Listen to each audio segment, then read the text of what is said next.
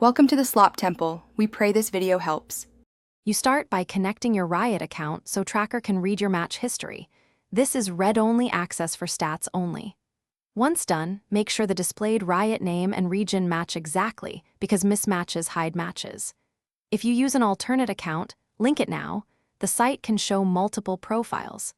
This is the only way Tracker gathers accurate KDA, agent usage, rank changes, and recent matches. Do that first, so all following steps use live data.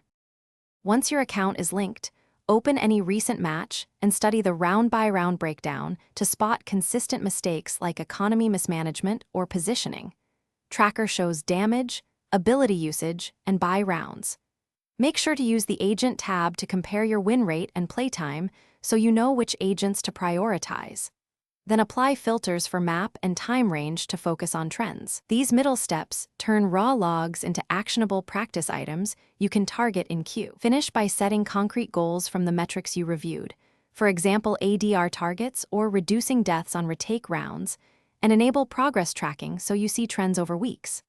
Once goals are set, export or screenshot key graphs to guide warm-ups and agent practice.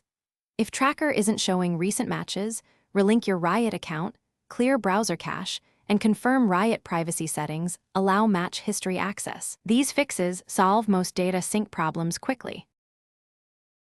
Thanks for watching. Consider subscribing if we helped you.